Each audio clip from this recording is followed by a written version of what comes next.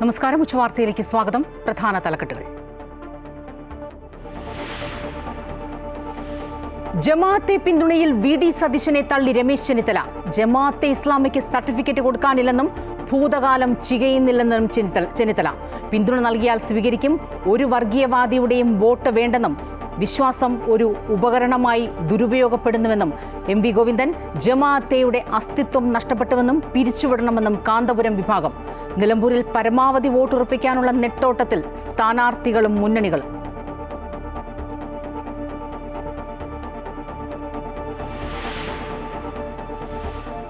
സംസ്ഥാനത്ത് മറ്റന്നാൾ വരെ കനത്ത മഴ തുടരും. കെടുതി രൂക്ഷം. നദികളിൽ പ്രളയ സാധ്യതാ മുന്നറിയിപ്പ്. മലയോര മേഖലകളിലും തീരദേശങ്ങളിലും ജാഗ്രതാ നിർദ്ദേശം. 60 കിലോമീറ്റർ വേഗത്തിൽ കാറ്റിന് സാധ്യത. ദേശീയപാതയിൽ പലയിടത്തും ഗതാഗത കുരുക്ക്. ട്രെയിനുകൾ വൈകിയോടുന്നു.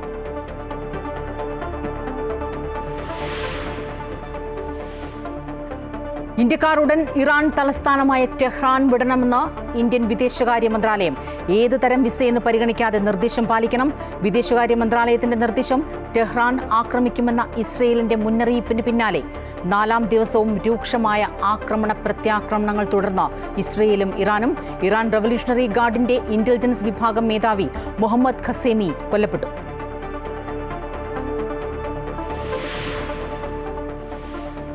സ്വതന്ത്ര ഇന്ത്യയിലെ 8ാമത്തെ സെൻസസിന് വിജ്ഞാപനമിറങ്ങി. ഇത്തവണ ജാതി സെൻസസും. കണക്കെടുപ്പ് നടപടികൾ അടുത്ത ഏപ്രിലിൽ ആരംഭിക്കും.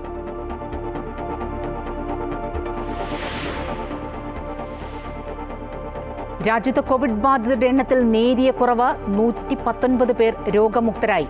24 മണിക്കൂറിനിടെ 11 മരണം. 7 മരണവും കേരളത്തിൽ. സംസ്ഥാനത്തെ രോഗികളുടെ എണ്ണം 1920 കുറഞ്ഞു.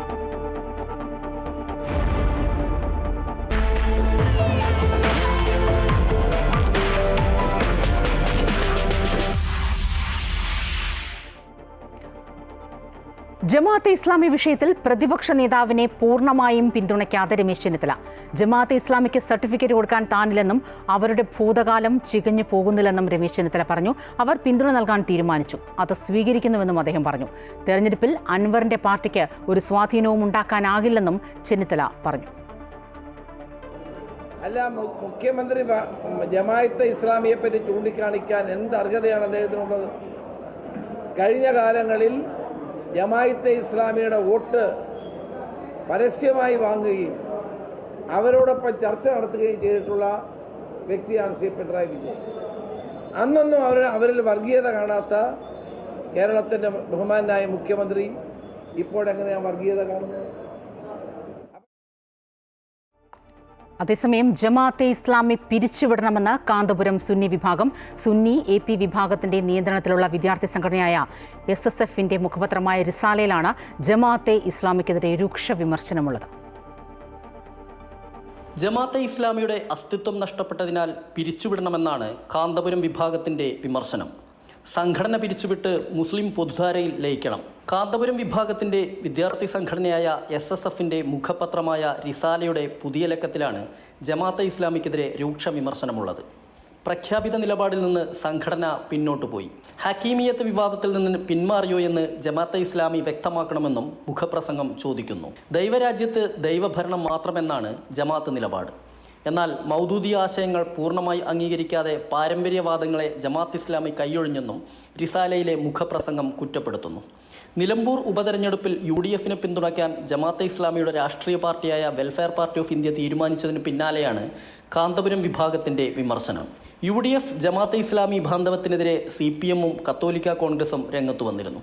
മുസ്ലിം ലീഗിലെ ഒരു വിഭാഗത്തിനും ഇക്കാര്യത്തിൽ അതൃപ്തിയുണ്ടെന്നാണ് വിവരം. അമൃത ന്യൂസ്, കോഴിക്കോട്.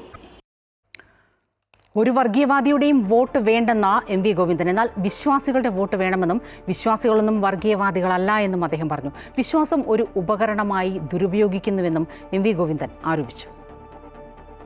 ജമാഅത്തെ ഇസ്ലാമിയുമായി കൂടുചേരുന്ന അസോസിയേറ്റ് അംഗത്വം കൊടുക്കുന്ന ഈ കേരളത്തിലെ UDF, അതിൻ്റെ കോൺഗ്രസ് ലീഗ്, ഇവരുടെ നിലപാട് എന്താണ്, ഞങ്ങളുമായിട്ട് ബന്ധപ്പെട്ട് എന്താണ് എന്ന് പറയാൻ സോണിയാഗാന്ധിയോട് ഇവിടെ പ്രിയങ്ക ഗാന്ധിയോട് നമ്മൾ ഇവിടുന്ന് പറഞ്ഞു.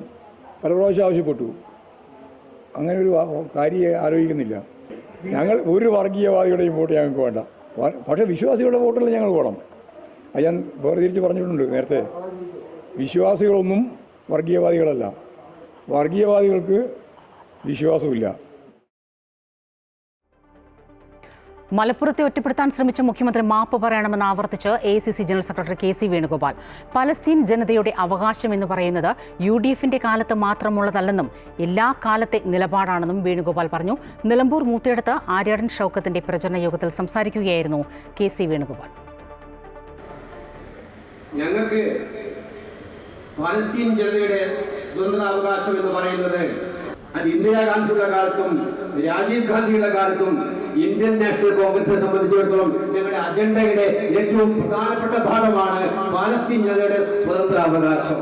ഞങ്ങളെ സംബന്ധിച്ചിടത്തോളം പലസ്തീൻ ജനതയുടെ സ്വതന്ത്രാവകാശവും അമേരിക്കയുടെ ലോക സാമ്രാജ്യത്വത്തിന് വേണ്ടിയിട്ടുള്ള ആ പ്രവർത്തനവും അതിനെതിരായിട്ടുള്ള പോരാട്ടവും ഒന്നും തിരഞ്ഞെടുപ്പ് കാലത്തിന് വേണ്ടി മാത്രമുള്ള ഒരു അജണ്ടയല്ല. അത് പലസ്തീൻ ജനതയുടെ അനുഭവിക്കുന്ന വേദനകളൊപ്പം നിൽക്കാനുള്ള നിരന്തരമായ തീരുമാനത്തിന്റെ ഭാഗമാണ് എന്ന് മുഖ്യമന്ത്രി മനസ്സിലാക്കുന്നത്. നിലമ്പൂർ തെരഞ്ഞെടുപ്പിന്റെ ഏറ്റവും പുതിയ വിവരങ്ങളുമായി പ്രശാന്ത് ചേരുകയാണ്. പ്രശാന്ത്, കനത്ത മഴയെ വെല്ലുവിളിച്ചും നിലമ്പൂരിൽ തെരഞ്ഞെടുപ്പിന്റെ ചൂടും പോരുമൊക്കെ അങ്ങ് ആവേശ കൊടുമുടിയിൽ തന്നെയാണ്. ഈ പറഞ്ഞതുപോലെ നാളെ പരസ്യ പ്രചരണം സമാപിക്കുന്നു. പിന്നെ നിശബ്ദ പ്രചരണത്തിന്റെ ഒരു ദിവസം മാത്രമേ ഉള്ളൂ. ഓരോ വോട്ടും ഉറപ്പിക്കാനുള്ള സ്ഥാനാർത്ഥികളുടെയും മുന്നണികളുടെയും തന്ത്രങ്ങളും നീക്കങ്ങളും ഈ അവസാന മണിക്കൂറുകളിൽ എങ്ങനെയാണ്? പ്രത്യേകിച്ചും ഇപ്പോഴും ജമാഅത്തിൽ നിന്ന് വിടാതെ തന്നെ തൂങ്ങി നിൽക്കുകയാണ് രാഷ്ട്രീയ പാർട്ടികളടക്കം പ്രമുഖ നേതാക്കളടക്കം.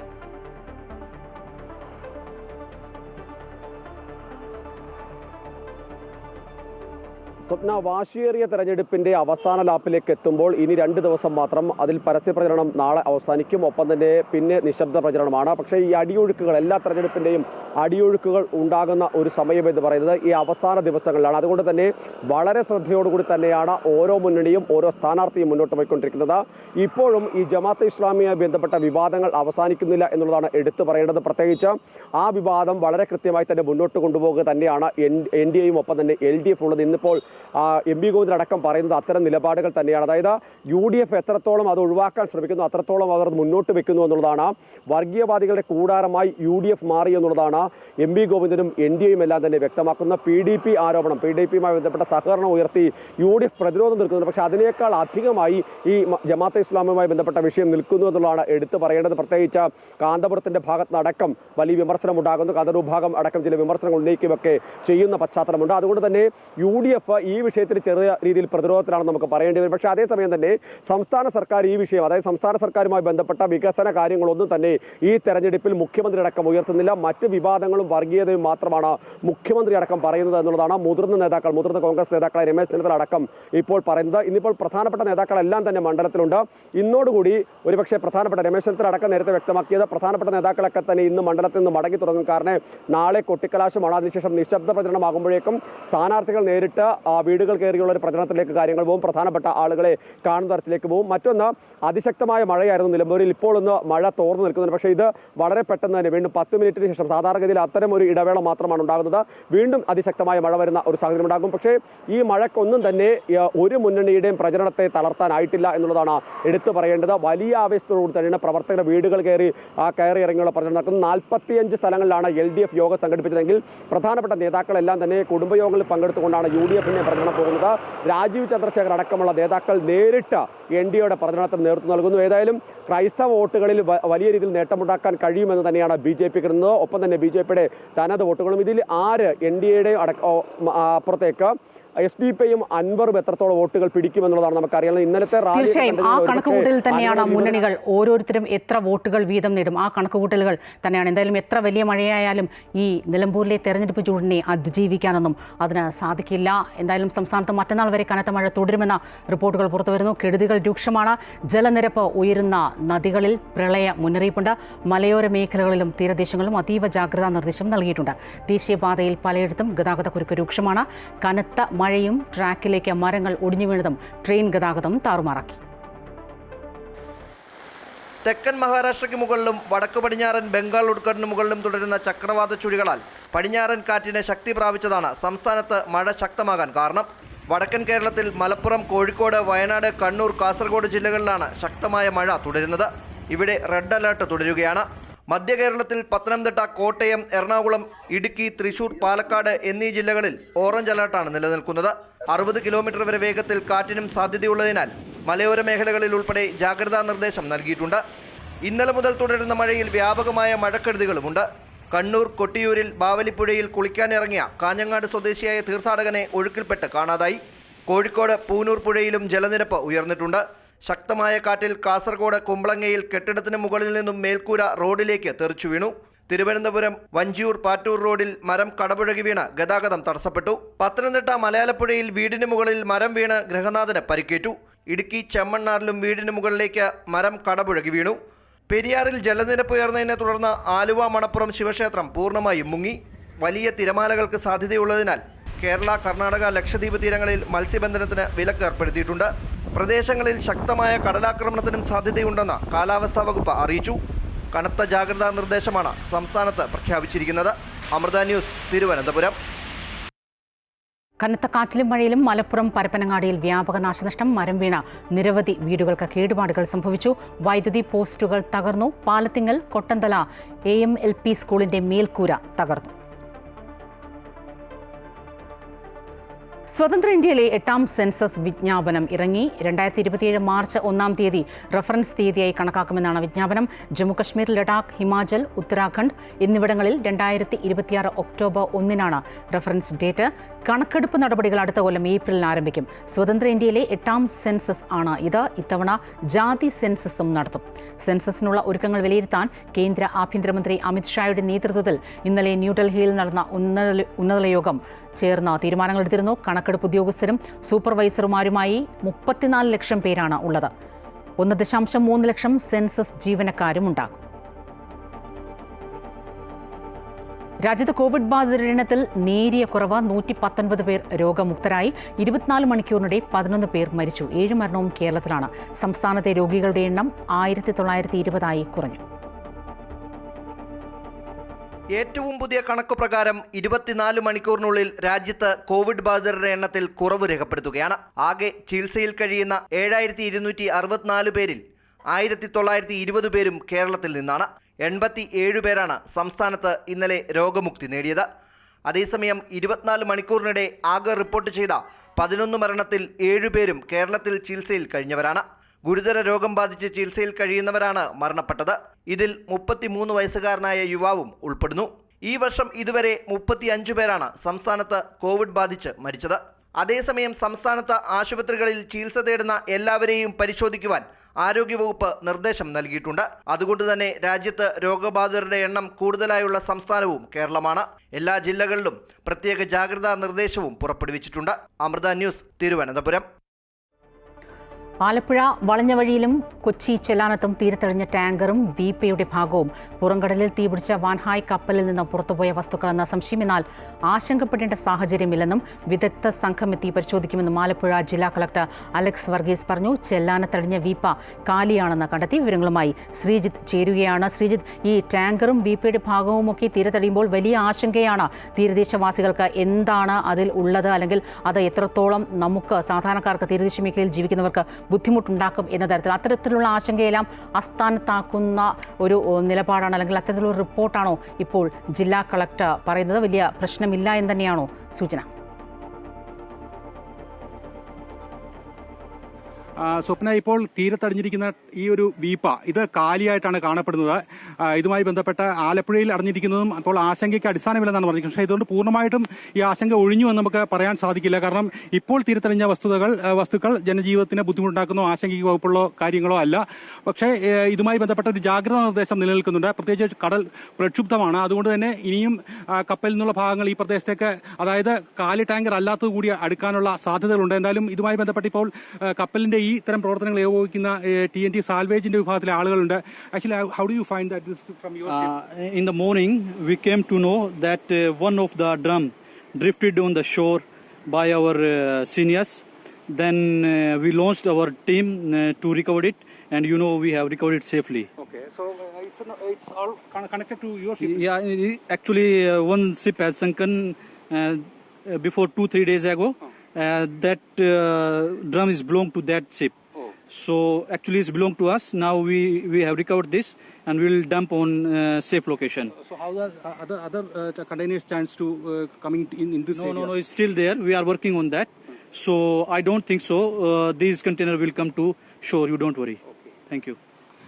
ഇവർ ഈ ഷിപ്പിന്റെ ഇതുമായി ബന്ധപ്പെട്ട റിക്കവറി മാനേജ്മെന്റുമായി ബന്ധപ്പെട്ട് പ്രവർത്തിക്കുന്ന ആളുകളാണ്. എന്തായാലും ഈ വീപ്പ ഇവരുടെയാണെന്ന് ഇവർ തിരിച്ചറിഞ്ഞിട്ടുണ്ട്. മറ്റ് അപകടകരമായ വസ്തുക്കൾ ഈ കരയിലേക്ക് വരാനുള്ള സാധ്യത കുറവാണെന്നാണ് ഇവർ പറയുന്നത്. എന്തായാലും ആലപ്പുഴയിൽ നിലവിൽ ആശങ്കയ്ക്ക് വകയുള്ള സാഹചര്യം ഇല്ല എന്നറിയുന്നു. എന്തായാലും വലിയ രീതിയിൽ കടൽ കയറ്റം അനുഭവപ്പെടുന്ന ഒരു മേഖലയാണ് ഇവിടെ. അതുകൊണ്ട് തന്നെ ജാഗ്രതാ നിർദ്ദേശം റവന്യൂ അധികൃതർ ഇവിടെ പുറപ്പെടുവിച്ചിട്ടുണ്ട്. നിലവിൽ ആശങ്കയ്ക്ക് വകയുള്ള ഒരു സാഹചര്യം ആലപ്പുഴയിലും അല്ലെങ്കിൽ എറണാകുളം തീർച്ചയായും ശ്രീജിത്ത്, അങ്ങേറ്റം ആശ്വാസകരമായ വാർത്ത തന്നെയാണ്. എന്തായാലും സാൽവേജ് വിഭാഗമാണ് ഈ ഇത്തരത്തിലുള്ള വീപ്പയാണെങ്കിലും ടാങ്കറുകളാണെങ്കിലും കണ്ടെത്തി അത് എന്താണ് എന്ന് പരിശോധിച്ച് മാറ്റുന്നത് അവരാണ്. ശ്രീജിത്താണ് വിവരങ്ങളുമായി ചേർന്നത്.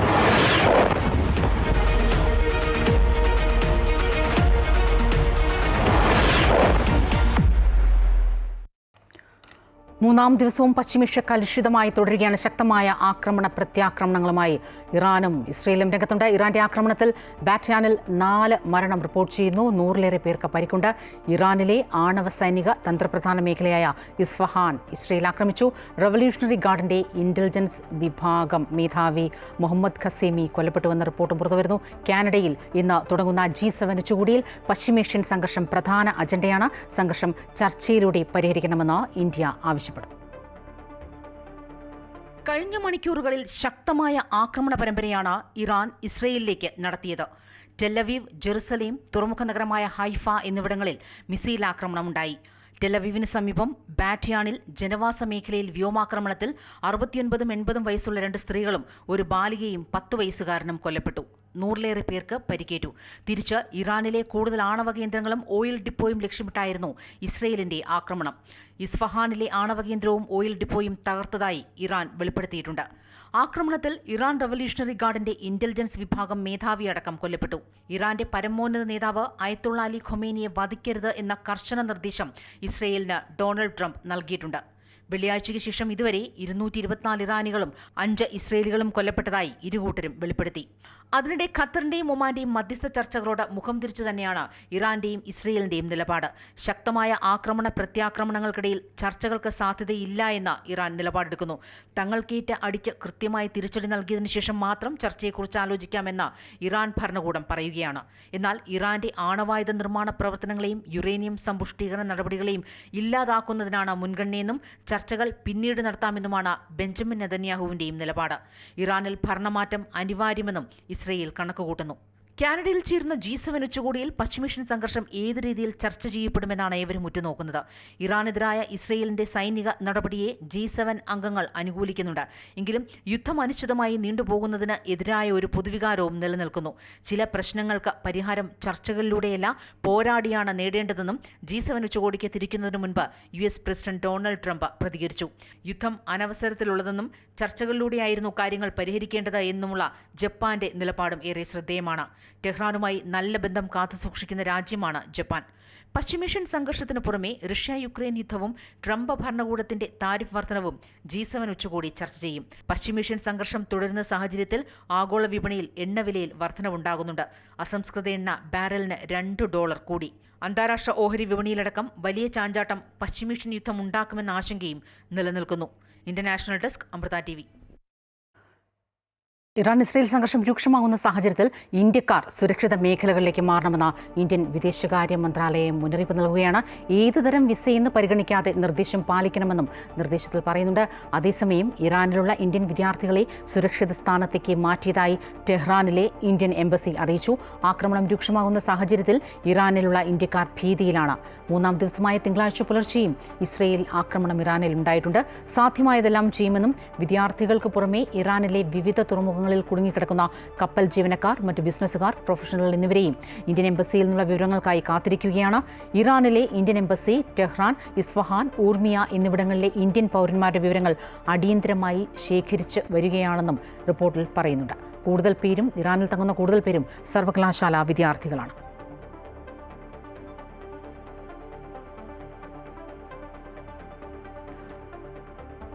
ആലപ്പുഴ ചാരുമൂട് താമരക്കുളത്ത് പന്നിക്കെണിയിൽ നിന്ന് ഷോക്കേറ്റ കർഷകൻ മരിച്ചു. താമരക്കുളം സ്വദേശി ശിവൻകുട്ടി കെ പിള്ളയാണ് മരിച്ചത്. കൃഷിയിടത്തിലേക്ക് പോകുമ്പോൾ മറ്റൊരാളുടെ സ്ഥലത്തെ കെണിയിൽ പെടുകയായിരുന്നു ഇദ്ദേഹം.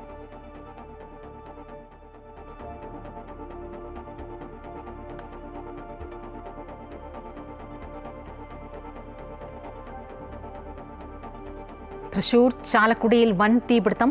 നോർത്ത് ചാലക്കുടിയിലെ ഊക്കൻസ് പെയിന്റ് ഗോഡൌണിനാണ് തീപിടിച്ചത്.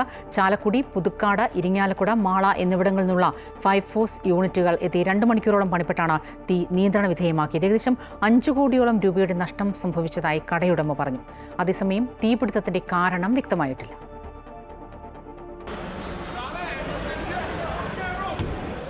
രാവിലെ 8:30യോടെയാണ് തീപിടുത്തം നാട്ടുകാരുടെ ശ്രദ്ധയിൽപ്പെടുന്നത്. പെട്ടെന്ന് തീപിടിക്കുന്ന പെയിന്റും അനുബന്ധോൽപ്പന്നങ്ങളും സൂക്ഷിക്കുന്ന ഗോഡൌണിനാണ് തീപിടിച്ചത്. അതുകൊണ്ട് തന്നെ നിമിഷങ്ങൾക്കകം തീ ആളിപ്പടർന്നു. ഇതിനിടെ നാട്ടുകാർ ചാലക്കുടി പോലീസിലും ഫയർഫോഴ്സിലും വിവരമറിയിച്ചിരുന്നു. ആദ്യഘട്ടത്തിൽ ചാലക്കുടിയിൽ നിന്നുള്ള ഫയർഫോഴ്സും പോലീസും എത്തി നാട്ടുകാരുടെ സഹായത്തോടെ തീയണയ്ക്കാനുള്ള ശ്രമം തുടങ്ങി. ഇതിനിടെ സ്ഥാപനത്തിന്റെ താഴത്തെ നിലയിലെ പെയിന്റ് ഉൽപ്പന്നങ്ങൾ പുറത്തേക്ക് മാറ്റാനുള്ള ശ്രമവും നടത്തി. ഇത് തീപിടുത്തത്തിന്റെ വ്യാപ്തി കുറയ്ക്കാൻ സഹായിച്ചു. ഇതിനിടെ പെയ്ത മഴയും തീ പടരുന്നത് കുറയാൻ സഹായിച്ചു. പിറകെ പുതുക്കാട്, മാള, ഇരിങ്ങാലക്കുട എന്നിവിടങ്ങളിൽ നിന്നുള്ള ഫയർഫോഴ്സ് യൂണിറ്റുകളും എത്തി. തൊട്ടടുത്ത ഗ്യാസ് ഗോഡൌണിലേക്ക് തീപിടിക്കുമോ എന്ന ആശങ്കയും ഉടലെടുത്തു. ഫയർഫോഴ്സിന്റെ നേതൃത്വത്തിൽ ഗോഡൌണിലെ ഗ്യാസ് സിലിണ്ടറുകൾ മാറ്റിയതിനാൽ ആ ആശങ്ക ഒഴിവായി. ഇതിനിടെ സമീപത്തെ കെട്ടിടങ്ങളിലേക്ക് തീ പടരാതിരിക്കാനുള്ള മുൻകരുതലുകളും ഫയർഫോഴ്സ് സ്വീകരിച്ചു. ഒടുവിൽ 2 മണിക്കൂറോളം പണിപ്പെട്ടാണ് ചാലക്കുടി നഗരത്തെ മുൾമുനയിൽ നിർത്തിയ തീപിടുത്തം നിയന്ത്രണ വിധേയമാക്കിയത്. ഏകദേശം 5 കോടിയോളം രൂപയുടെ നഷ്ടം സംഭവിച്ചതായാണ് കണക്കുകൾ. അതേസമയം കൂടുതൽ പരിശോധനകൾക്ക് ശേഷമേ തീപിടുത്തത്തിന്റെ കാരണം വ്യക്തമാകൂവെന്ന് ഫയർഫോഴ്സ് അറിയിച്ചു. അമൃത ന്യൂസ്, തൃശൂർ. അന്താരാഷ്ട്ര യോഗാ ദിനമായ ജൂൺ 21 ഒരു ഗിന്നസ് വേൾഡ് റെക്കോർഡ് സ്വന്തമാക്കാനൊരുങ്ങുകയാണ് കോഴിക്കോട്ടെ ഒരു കൊച്ചുമിടുക്കി. യോഗയിൽ സംസ്ഥാന തലത്തിലടക്കം ജേതാവായ 8ാം ക്ലാസ് വിദ്യാർത്ഥിനി ഉമാ ജിഞ്ചുവാണ് അഡ്വാൻസ്ഡ് യോഗയിൽ ഗിന്നസ് റെക്കോർഡ് സ്വന്തമാക്കാൻ ഒരുങ്ങുന്നത്.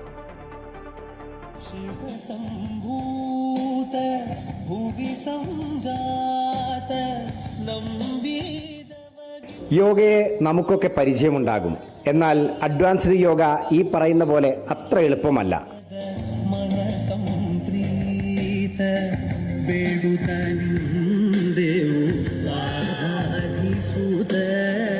കാര്യം കാണുമ്പോൾ തന്നെ മനസ്സിലാകും.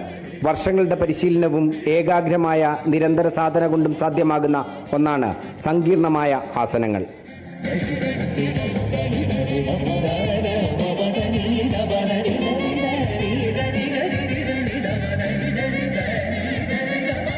സംസ്ഥാന മത്സരത്തിലടക്കം ജേതാവായ ഉമാ ജിഞ്ചു ഈ വരുന്ന യോഗാ ദിനത്തിൽ ഒരു ഗിന്നസ് വേൾഡ് റെക്കോർഡ് സ്വന്തമാക്കാൻ ഒരുങ്ങുകയാണ്. അച്ഛനായ ജിഞ്ചു ടി കെ തന്നെയാണ് ഉമയുടെ പരിശീലകൻ.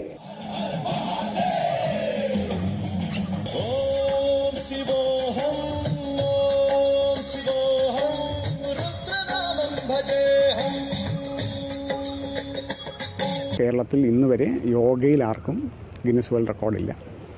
അപ്പം അഡ്വാൻസ് യോഗ സാധാരണയായിട്ട് 15 സെക്കൻഡ് മുതൽ 1 മിനിറ്റ് വരെയാണ് നാഷണൽ ഇൻ്റർനാഷണൽ ചാമ്പ്യൻഷിപ്പുകളിൽ ചെയ്തു വരുന്നത്. ആ ആസനങ്ങൾ ഒരു 45 മിനിറ്റ് മുതൽ 1 മണിക്കൂറിൻ്റെ ഇടയിൽ മാക്സിമം സാധിക്കുന്നത്ര ഹോൾഡ് ചെയ്യുക, മെയിൻറ്റെയിൻ ചെയ്യുക എന്നുള്ളതാണ് അഡ്വാൻസ് യോഗാസനത്തിൽ ഗിന്നസ് വേൾഡ് റെക്കോർഡ് എന്തുകൊണ്ട് കുട്ടി പരിശ്രമിക്കുന്നത്. സങ്കീർണമായ ഒരു ആസനം 45 മിനിറ്റിലധികം പ്രദർശിപ്പിച്ച് റെക്കോർഡ് കരസ്ഥമാക്കുകയാണ് ലക്ഷ്യം. അതിനുള്ള കഠിന പരിശീലനത്തിലാണ് രാമനാട്ടുകര സേവാമന്ദിർ സ്കൂളിലെ 8ാം ക്ലാസ് വിദ്യാർത്ഥിനിയായ ഉമ. അപ്പോൾ ഇത് ഓരോ ആസനങ്ങളും അഡ്വാൻസിൻ്റെ ലെവൽ അനുസരിച്ച് കുറേ വർഷങ്ങൾ എടുത്തിട്ടാണ് പ്രാക്ടീസ് ചെയ്യുന്നത്. അച്ഛന് നല്ല സപ്പോർട്ടാണ്. അതുപോലെ എല്ലാ ആസനം ചെയ്യുമ്പോഴും അച്ഛൻ എപ്പോഴും കൂടെ ഉണ്ടാവും. അതുമാത്രമല്ല സ്കൂളും എല്ലാവരും നല്ല സപ്പോർട്ടാണ്. കേരളത്തിൽ ഇത്തരമൊരു ശ്രമം ആദ്യമാണെന്നും ജിഞ്ചു പറയുന്നു.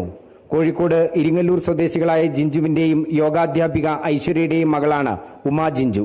ക്യാമറാമാൻ ശ്രീജിത്തിനൊപ്പം MM Ragesh, Amrita news, Kozhikode. Operation Sindoor പ്രതിനിധി സംഘത്തെ നയിച്ച ശശി തരൂർ നിലപാട് വ്യക്തമാക്കി രംഗത്ത്. കേരളത്തിലെ പ്രമുഖ ദേശീയ ദിനപത്രത്തിന് നൽകിയ ലേഖനത്തിലാണ് തരൂർ നിലപാട് വ്യക്തമാക്കുന്നത്. തന്നെ കേൾക്കാൻ തയ്യാറാകാത്ത കോൺഗ്രസ് ദേശീയ നേതൃത്വത്തിലുള്ള മറുപടി കൂടിയാണ് തരൂരിന്റെ ലേഖനം.